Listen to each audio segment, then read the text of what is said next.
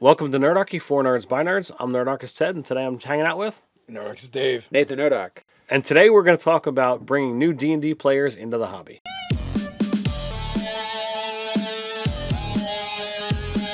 Jump down the description below where you can sign up for Nerdarchy the newsletter, get weekly gaming tips, as well as learn how to game with us. So recently, as in this past Thursday, a couple of days ago, you've been roped into running a D&D game for a couple of kids and another dad. Right. So Kicking and screaming, right? Because you D&D, I don't know about that. Well, I was at a 10-year-old's birthday party. My son is 9. He's been, Oh, wait a minute, I got it. They're like, happy birthday, blow out the candles. Whew, I wish Nerdarchist Ted would run a game from D&D for me. Actually, it wasn't even that kid's birthday. Oh. It was a different kid.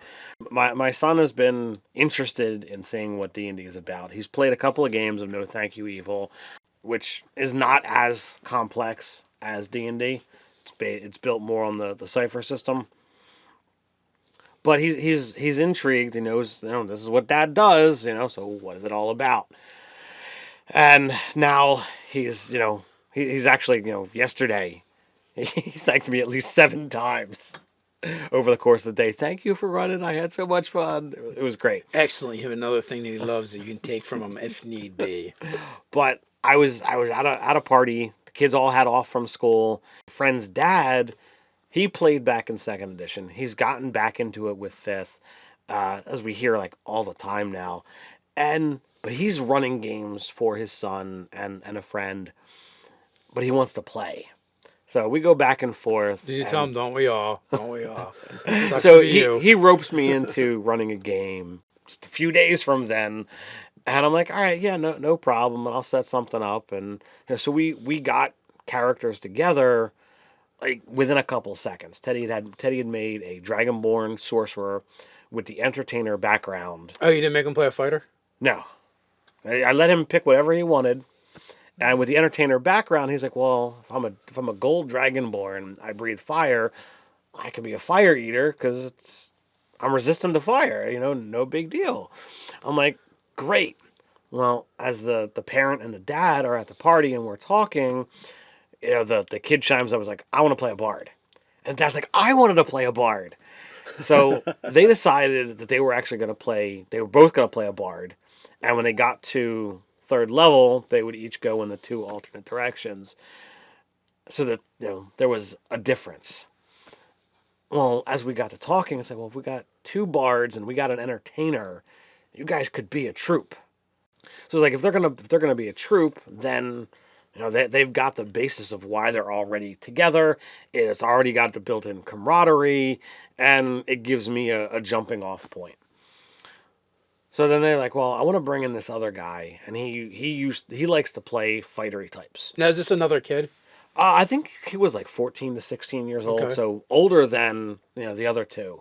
He doesn't have as much experience as the father, but a little bit more experience than either kid. Well, let's back up. How old are the kids? 9, 10 years old. Okay. So old enough that they can get the grasp, but not super mature, so that it's easy to follow along with a typical adventure or a typical story. So where did this random kid come from? He's actually games with the other 2. Okay. Oh, all right. So typically Josh runs for his son Gabe, and then Danny. They run a 2-person party. That's why Josh wanted to play, because he's just a DM. So you and Teddy were actually like an add-on to their group in a sense for that. Essentially. But that was the only way that Josh was going to get to actually play in a game. So I put this together, and I draft a little bit of adventure. I wanted to put them in a swamp, and they show up. So we've got a Dragonborn sorcerer, a gnome bard, a half-elf bard, and a half-orc barbarian. Swamp is a rather interesting place for you to run your game, Ted, because you have this awesome gaming table here. I meant I wanted the player characters to enter a swamp. Oh, gotcha. Now, doing so, it was a element of, depending upon how foppish the bards went, it was a matter of, well, are they going to complain about their clothes getting dirty and that kind of stuff? But all of that got overlooked. These are more like carnies than than like a performing troupe. maybe You can't offend carnies. Yeah, they don't. Maybe you don't shower on the road because you don't have it available, so you might stink a little bit. No big deal. So I wound that, when they said that the Danny, he likes to play fightery types. It's like, well, you need a good fighter, somebody to actually stand in front and take damage. It's great, and he can be the character or the group's strongman because, as you said, they're carnies. That's a good thing to have in there, and ties it all together. I gave them another NPC, not to go and adventure with, but as my hook, as my lead in. He wound up getting sick. They had to go off an adventure to find reagents to heal him.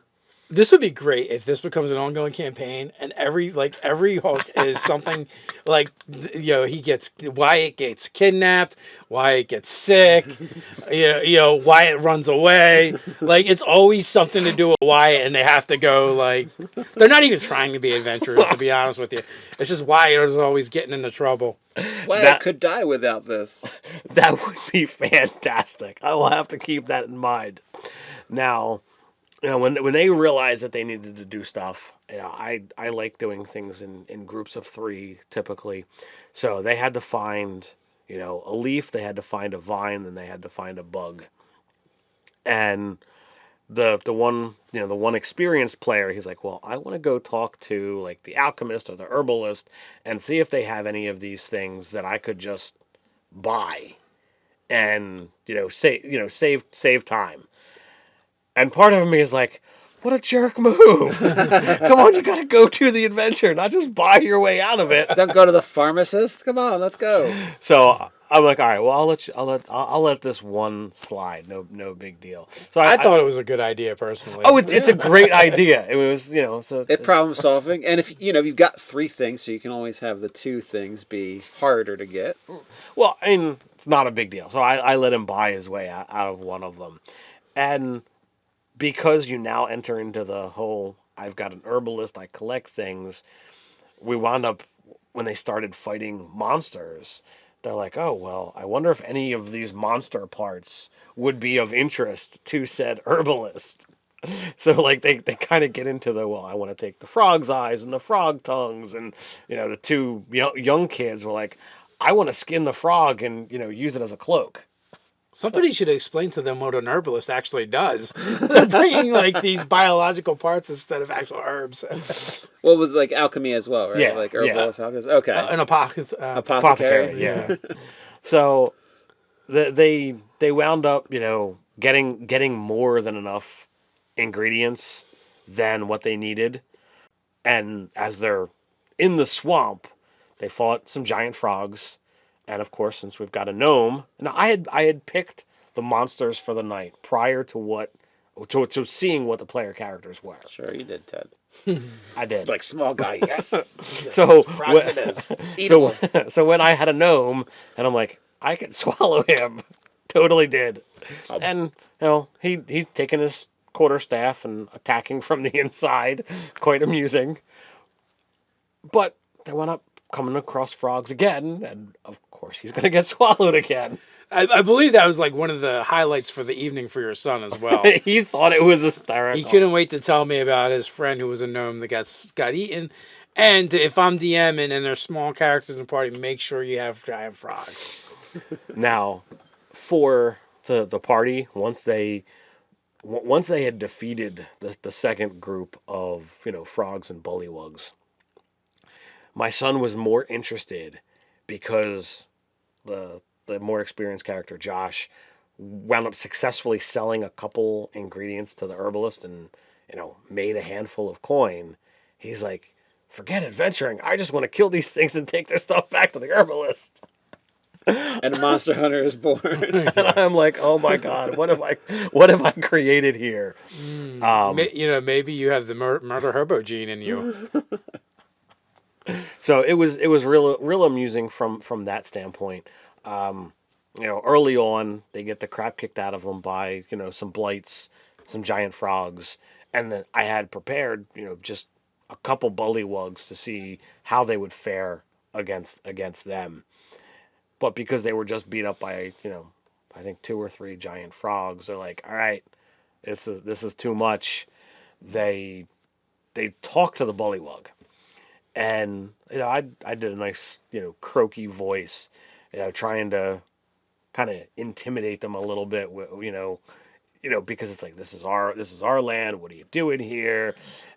And they're more interested in like, all right, we just want to leave. We just want to get out of here. We're not trying to do anything. And it's like, okay, they just want to leave. Well, how can I let them leave peacefully? So the thing just like croaks tribute. And they're like, oh crap, we have to pay him to get out of here. And they start talking amongst themselves, and they're like, well, I don't think gold is going to actually work. They're here in the swamp. Who are they going to barter with? So like they wind up looking at how many of the reagents that they got, how many of the ingredients that they've found, and what they can physically part with. So they wind up fractioning off a percentage of that to say, will you take this? So then they get terrified when I actually move the minis next to them to actually take the the things from them. So it was a pretty good time.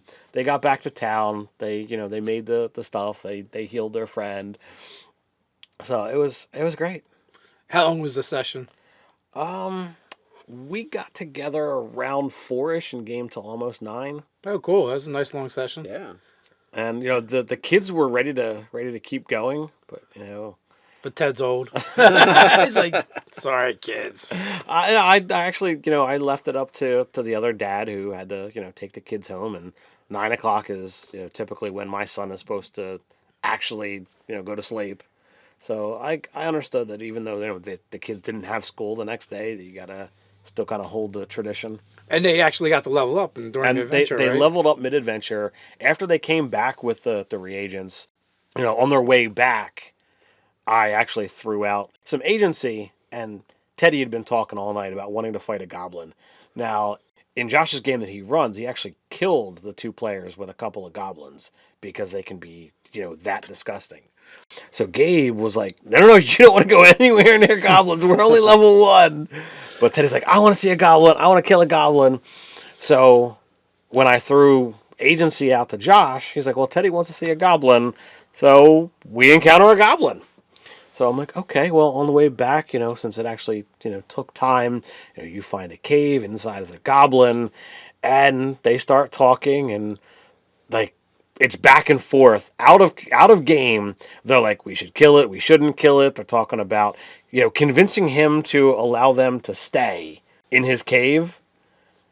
And then like, we're going to kill him in his sleep. Yes. So that's high strategy there. So they eventually decide that they're not going to kill the goblin. And they actually give him like a gold or 2 for letting him stay there.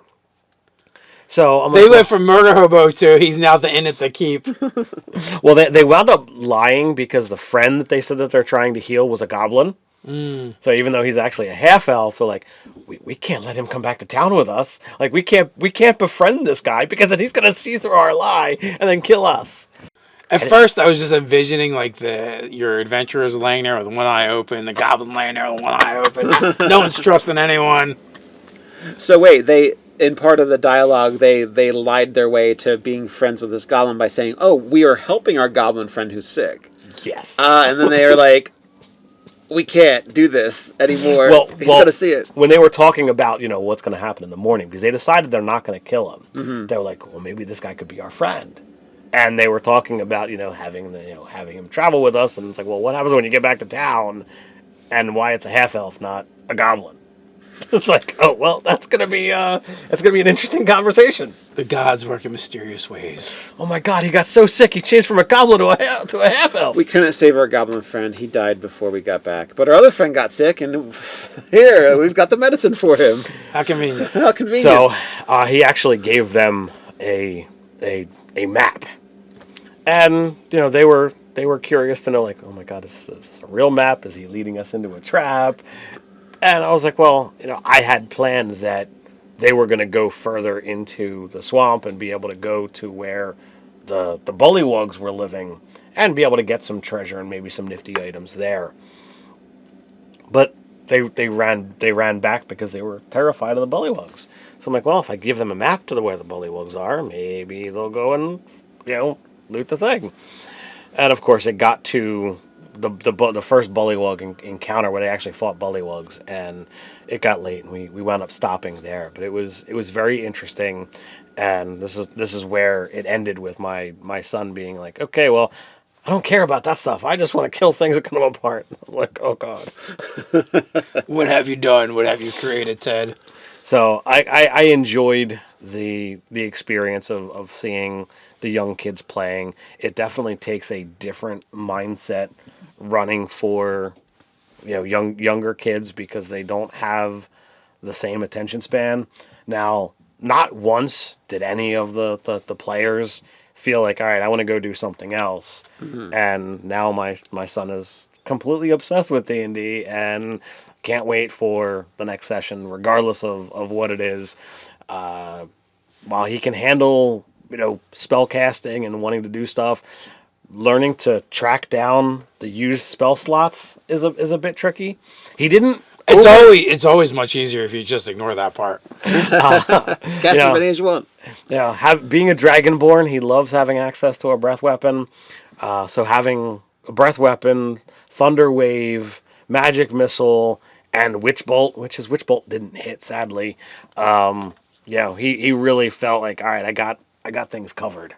He also had an interesting tactical solution as well at one point. So during the final combat, I had 6 bullywugs and 2 giant frogs, and the party was surrounded because they're in a swamp, and the frogs and bullywugs have the ability to just kind of spring out of nowhere. And the best passive perception in the party was a 12, which was incredibly easy for me to use any kind of ambush monsters I wanted to.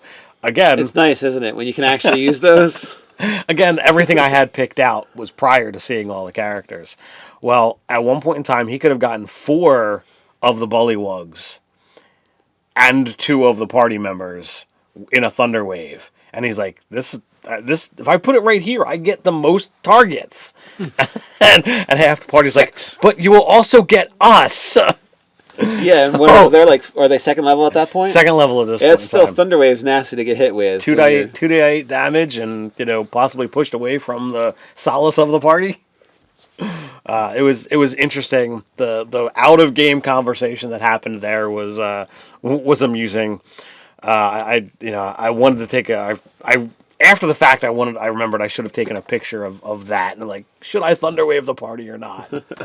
So did your son come up with the argument hit points are a resource, or no? He's just like, well, this is where I'll get the most people or the most targets. Seemed like a good strategy to me. So I thought it was successful. My son has thanked me at least 7 times for running the game. He wants to get in, and I'm like, well, I don't think entering into a 15th level game is a good place. The content is a little bit more than he can handle at this time. Mm-hmm. So slowly working his way up the levels, I think, is a better way to go. The other group might actually take him in when he can actually meet it, and they're currently at 3rd level. So he's like, well, you talked about that powerful wizard spell, so I want to be a wizard now. Nice. But he still wants to be Dragonborn to get the breath weapon. So what's the plans for playing next time? We haven't set a date yet. It's going to have to rely on everybody's schedule. It sounds like Ted pushes them into their group. The question is, guys, what do you think? Should Ted's son have Thunderwave the whole party or not? And we got a place where you can answer that down in the comments below. While you're at it, don't forget to like, share, and subscribe. You can patronize us in a good way over on Patreon. You can check us out at nerdarchy.com. So until next time, stay nerdy.